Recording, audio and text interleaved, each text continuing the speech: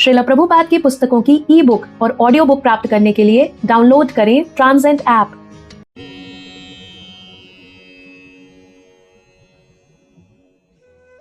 हम श्री कृष्ण पुस्तक के 15वें अध्याय को आरंभ करते हैं, जिसका शीर्षक है धेनुकासुर का वध। इस प्रकार श्री कृष्ण अपने बड़े भाई श्री बलराम के साथ अपनी बाल्यावस्था बिताकर पौगंड अवस्था में प्रविष्ट हुए। ये अवस्था छठे वर्ष से 10 वर्ष तक होती है। तब सभी ग्वालों ने परस्पर मंत्रणा की और वे इसके लिए राजी हो गए कि जो जो बालक 5 वर्ष के हो गए हैं उन्हें चरागाह में गाय ले जाने का उत्तरदायित्व दिया जाए। गौओं का उत्तरदायित्व प्राप्त हो जाने पर श्री कृष्ण तथा श्री बलराम ने अपने कमल जैसे चरण चिन्हों से वृंदावन की भूमि पवित्र की। ग्वालों तथा श्री बलराम के साथ श्री कृष्ण अब गायों को आगे किए हुए फूलों, साग सब्जियों तथा घास से पूर्ण वृंदावन में प्रविष्ट होने पर अपनी वंशी बजाने लगे। वृंदावन भक्त के विमल मन के समान स्वच्छ था और मधुमक्खियों, फूलों तथा फलों से सुशोभित था। उसमें पक्षी चहचहा रहे थे और स्वच्छ जल वाले सरोवर मन को शीतलता प्रदान कर रहे थे। वहां सदा मधुर सुगंधित वायु बहती रहती थी, जिससे मन तथा शरीर प्रफुल्लित हो जाते। श्री कृष्ण अपने सखाओं तथा श्री बलराम सहित वन में प्रविष्ट हुए और अनुकूल वातावरण देखकर उन्होंने जी भरकर आनंद लूटने की इच्छा की। श्री कृष्ण ने देखा कि सारे वृक्ष फलों से परिपूर्ण हैं और नई नई टहनियां नीचे आकर पृथ्वी का स्पर्श कर रही हैं, मानो वे उनके चरण कमलों का स्पर्श करके उनका स्वागत कर रही हों। वे वृक्षों, फूलों तथा फलों के इस तरह के भाव से अत्यंत प्रसन्न थे और उनकी इच्छाएं जानकर मुस्कुराने लगे। तब श्री कृष्ण ने अपने बड़े भाई श्री बलराम से इस प्रकार कहा, दाऊ भैया, आप हम सबसे श्रेष्ठ हैं और देवता आपके चरण कमलों की पूजा करते हैं। आप देखते नहीं कि ये फलों और फूलों से परिपूर्ण वृक्ष आपके चरण कमलों की पूजा करने के लिए नीचे झुके हैं। ऐसा प्रतीत होता है कि वृक्षों का रूप धारण करने के कारण ये अंधकार से निकलने का प्रयास कर रहे हैं। वस्तुतः वृंदावन की भूमि में उत्पन्न वृक्ष सामान्य जीव नहीं है। अपने पूर्व जन्मों में निर्गुण दृष्टिकोण रखने के कारण उन्हें इस जड़ जीवन में रहना पड़ रहा है, किंतु अब इन्हें वृंदावन में आपके दर्शन का अवसर प्राप्त हुआ है और अब वे आपके सानिध्य के द्वारा आध्यात्मिक जीवन में आगे बढ़ने के लिए प्रार्थना कर रहे हैं। सामान्यतया तमोगुणी जीव वृक्ष का शरीर ग्रहण करते हैं। निर्विशेषवादी चिंतक उसी अंधकार में रहते हैं, किंतु आपकी उपस्थिति का पूरा लाभ उठाकर वे उसे समूल नष्ट कर देते हैं। मेरे विचार से जो भौरे आपके चारों ओर गुनगुना रहे हैं वे पूर्व जन्म में आपके भक्त रहे होंगे। वे आपका साथ नहीं छोड़ना चाहते, क्योंकि आपसे बेहतर वत्सल स्वामी और कौन हो सकता है। आप परम आदि भगवान हैं और ये भौरे हर क्षण गुनगुना कर आपके यश को फैलाने का प्रयत्न कर रहे हैं। मेरे विचार से इनमें से कुछ अवश्य ही महान ऋषि या आपके भक्त होंगे और उन्होंने भौरों के रूप में अपना वेश छिपा रखा है, क्योंकि वे एक क्षण भी आपका साथ छोड़ने को तैयार नहीं हैं। हे दाऊ भैया, आप परम पूज्य ईश्वर हैं। जरा देखो तो किस तरह ये मोर आनंद विभोर होकर आपके समक्ष नाच रहे हैं। ये सारे मृग जिनका आचरण गोपियों के समान है, आपका उसी प्रेम के साथ स्वागत कर रहे हैं। और इस वन में रहने वाली कोयलें आपका अत्यंत हर्ष और मधुर ध्वनि के साथ स्वागत कर रही हैं, क्योंकि वे सोचती हैं कि उनके घरों में आपका प्राकट्य अत्यंत मंगलकारी है। यद्यपि वे सब पशु और वृक्ष हैं, तो भी ये वृंदावन वासी आपका गुणगान कर रहे हैं। वे आपका स्वागत अपने सामर्थ्य भर करने को तैयार हैं, जिस प्रकार महात्मा गण अपने घर पर अन्य महान पुरुषों का स्वागत करते हैं। जहाँ तक यहाँ की भूमि का प्रश्न है, वो अत्यंत पवित्र और भाग्यशाली है, क्योंकि इसके शरीर पर आपके चरण कमलों के पदचिन्ह बने हुए हैं। इन वृंदावन वासियों के लिए स्वाभाविक ही है कि आप जैसे महापुरुष का इस प्रकार स्वागत करें। जड़ी बूटियां, लताएं और वृक्ष भी आपके चरण कमलों का स्पर्श पाकर अत्यंत धन्य हैं, और वे छोटे छोटे पौधे अपनी टहनियों से आपकी उंगलियों के नख द्वारा छुए जाने के कारण धन्य हो गए हैं। पर्वत और नदियां भी अपने को धन्य मानती हैं, क्योंकि आप उनकी ओर देख रहे हैं।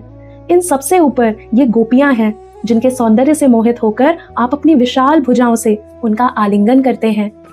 इस प्रकार श्री कृष्ण और श्री बलराम दोनों ही यमुना तट पर गायों को चराते हुए ब्रजवासियों को पूर्ण रूपेण आनंदित करने लगे। कुछ स्थानों में श्री कृष्ण और श्री बलराम के साथ उनके सखा भी होते। ये बालक सुंदर गीत गाते, भौरों के गुनगुन की नकल उतारते और पुष्पहारों से विभूषित श्री कृष्ण और श्री बलराम के साथ साथ चलते। घूमते हुए ये बालक कभी कभी सरोवरों में तैरते हंसों की बोलियां बोलते, और जब वे किसी मोर को नाचते देखते तो वे श्री कृष्ण के समक्ष उसका अनुकरण करते। श्री कृष्ण भी अपनी गर्दन हिलाते और नाचने का नाटक करते हुए अपने मित्रों को हंसा देते। श्री कृष्ण जिन गौओं को चराते थे उनके अलग अलग नाम थे और वे उन्हें दुलारवश पुकारते। श्री कृष्ण को पुकारते सुनकर ये गौएं रंभाती हुई तुरंत दौड़ती और ग्वाल बाल इस आदान प्रदान का खूब आनंद लेते। वे विभिन्न प्रकार के पक्षियों की ध्वनियों का अनुकरण करते, जिनमें से चकोर, मोर, कोयल और भारद्वाज प्रमुख थे।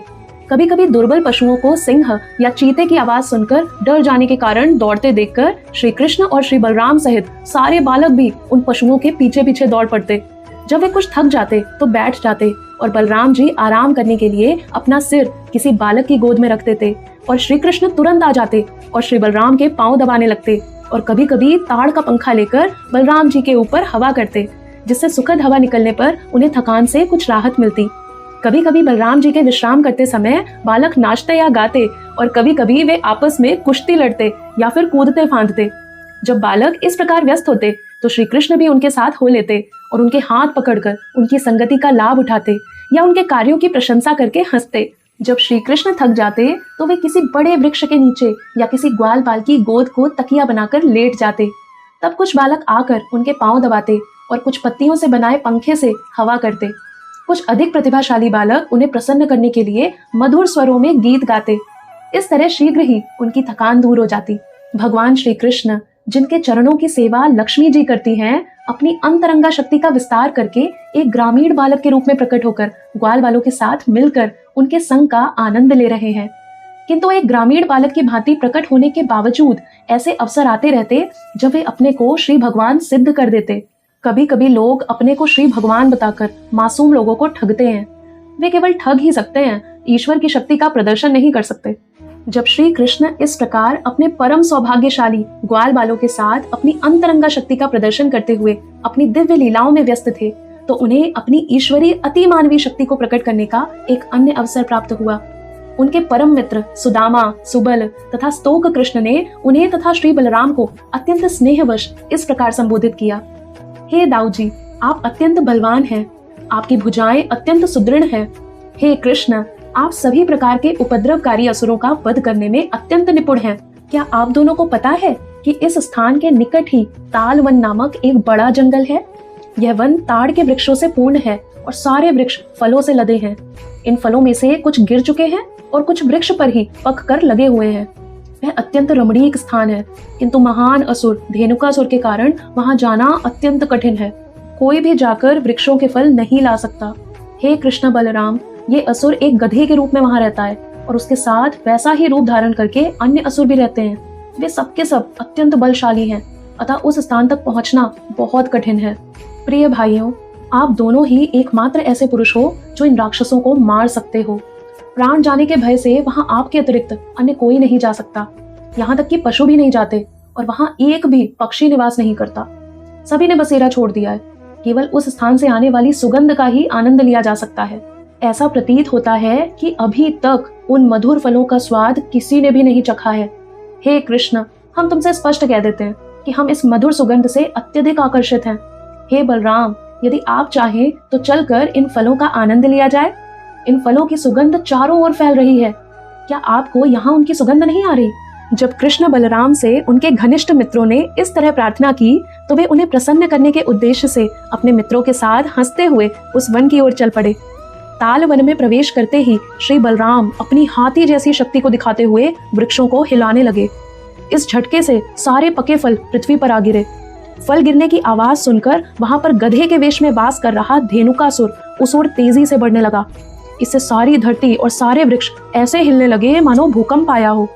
सबसे पहले वह असुर बलराम जी के समक्ष प्रकट हुआ और उनकी छाती पर अपनी पिछली टांगों से वार किया। बलराम जी पहले कुछ नहीं बोले, किंतु वह असुर फिर से अधिक बलपूर्वक तेजी से वार करने लगा। इस बार बलराम जी ने तुरंत ही अपने एक हाथ से उस गधे के पैर पकड़कर उसे चारों ओर घुमाकर वृक्ष की चोटी पर फेंक दिया। जब श्री बलराम उसे घुमा रहे थे तभी असुर के प्राण निकल गए। बलराम जी ने उसे सबसे ऊंचे ताड़ के वृक्ष के ऊपर फेंका। उस असुर का शरीर इतना भारी था कि वह वृक्ष टूटकर अन्य वृक्षों पर गिरा, जिससे अन्य अनेक वृक्ष धराशायी हो गए। ऐसा प्रतीत हुआ मानो इस वन में भारी तूफान आया हो और सारे वृक्ष एक एक करके गिर रहे हों। इस तरह के असामान्य बल का प्रदर्शन विस्मयकारी नहीं है, क्योंकि श्री बलराम अनंत शेषनाग के रूप में श्री भगवान हैं, जो अपने सहस्त्रों फनों पर समस्त लोकों को धारण किए हैं। ये संपूर्ण विराट जगत उनके द्वारा उसी प्रकार पालित है जिस प्रकार ताना बाना कपड़े की बुनाई को धारण किए रहता है। जब ये असुर वृक्षों के ऊपर फेंक दिया गया तो धेनुकासुर के सारे मित्र और सहयोगी एकत्र हो गए और उन्होंने अत्यंत वेग से बलराम और कृष्ण पर आक्रमण कर दिया। वे अपने मित्र की मृत्यु का प्रतिशोध लेने पर तुले थे, किंतु कृष्ण बलराम हर गधे की पिछली टांगे पकड़कर उसी प्रकार चारों ओर घुमा देते। इस प्रकार उन सबको मारकर वृक्षों के ऊपर फेंक दिया गया। गधों के शवों के कारण अत्यंत अद्भुत दृश्य उत्पन्न हो गया। ऐसा प्रतीत हो रहा था मानो अनेक रंगों के बादल वृक्षों के ऊपर एकत्र हो रहे हों। इस महान घटना को सुनकर देवतागण स्वर्गलोक से श्री कृष्ण तथा श्री बलराम पर पुष्पों की वर्षा करने लगे और अनेक वाद्य यंत्रों को बजाकर स्तुतियां गाने लगे। धेनुकासुर के वध के कुछ दिनों बाद लोग तालवन जा जाकर फल एकत्र करने लगे और पशु भी निर्भय होकर वहां उगी सुंदर घास को चरने के लिए आने लगे। श्री कृष्ण तथा श्री बलराम के इन दिव्य कार्यों और लीलाओं को मात्र सुनकर या उनका कीर्तन करके मनुष्य पुण्य अर्जित कर सकता है।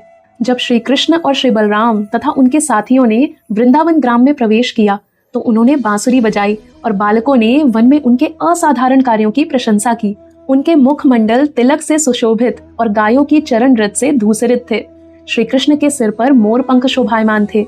श्री बलराम और श्री कृष्ण दोनों ने वंशी बजाई और तरुण गोपिकाएं श्री कृष्ण को घर लौटते देखकर प्रसन्न हो उठी। वे श्री कृष्ण की अनुपस्थिति के कारण अत्यंत दुखी रहती थी। सारे दिन वन में रहते या चरागाह में गाय चराते श्री कृष्ण का वे चिंतन करती रहती। अतः जब उन्होंने श्री कृष्ण को लौटते देखा तो उनकी चिंताएं तुरंत समाप्त हो गईं और वे उनके मुख की ओर उसी तरह देखने लगी जिस प्रकार भौरे कमल पुष्प के मधु पर मंडराते रहते हैं। जब श्री कृष्ण ने गांव में प्रवेश किया तो तरुण गोपियां मुस्कुराईं। श्री कृष्ण ने बांसुरी बजाते हुए गोपियों के सुंदर हास्यमय मुखों का आनंद लिया। इसके बाद श्री कृष्ण और श्री बलराम का स्वागत उनकी माताओं माता यशोदा और माता रोहिणी ने किया और समयानुसार वे अपने लाडले पुत्रों की इच्छाओं की पूर्ति करने लगी। माताओं ने सेवा करने के साथ ही अपने दिव्य पुत्रों को आशीष भी दिया। उन्होंने अपने पुत्रों को नहलाया और वस्त्रों से सज्जित किया। श्री कृष्ण को पीले वस्त्र पहनाए गए और श्री बलराम को नीले, और इसके साथ ही उनको सभी प्रकार के आभूषण और फूलों की मालाएं पहनाई गई। दिन भर चरागाह के श्रम की थकान से मुक्त होकर वे दोनों भाई ओजस्वी और सुंदर लग रहे थे। उनकी माताओं ने उन्हें स्वादिष्ट भोजन दिया और उन्होंने बड़े ही चाव से सारे व्यंजन खाए। फिर उन्हें स्वच्छ बिस्तर पर बिठाकर माताएं उनके कार्यकलापों से संबंधित गीत गाने लगी। ज्यों ही वे बिस्तर पर लेटे कि उन्हें प्रगाढ़ निद्रा आ गई। इस प्रकार श्री कृष्ण और श्री बलराम ग्वालों के रूप में वृंदावन के जीवन का आनंद लेते रहे। कभी कभी श्री कृष्ण अपने बाल सखाओं और श्री बलराम के साथ यमुना तट पर गाय चराने जाते और कभी सिर्फ ग्वाल सखाओं के साथ ही जाते। धीरे धीरे ग्रीष्म ऋतु का आगमन हुआ और एक दिन जब सारे बालक और खेत में चरती गौएं अत्यंत प्यासी हुई तो वे जाकर यमुना का जल पीने लगी, किंतु नदी का जल कालिया नामक विशाल सर्प के विष से जहरीला हो चुका था।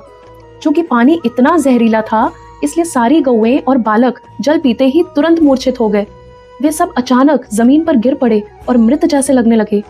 तब समस्त प्राणों के प्राण श्री कृष्ण ने उन सब पर अपनी कृपा दृष्टि डाली, जिससे सारे बालकों और गौओं में पुनः चेतना आ गई और वे सब एक दूसरे को अत्यंत विस्मय पूर्वक देखने लगे।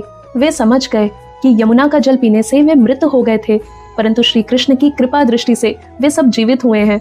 इस प्रकार उन सभी ने योगेश्वर श्री कृष्ण की योग शक्ति की प्रशंसा की। इस प्रकार लीला पुरुषोत्तम भगवान श्री कृष्ण के अंतर्गत धेनुकासुर का वध नामक 15वें अध्याय के भक्ति वेदांत तात्पर्य पूर्ण हुए।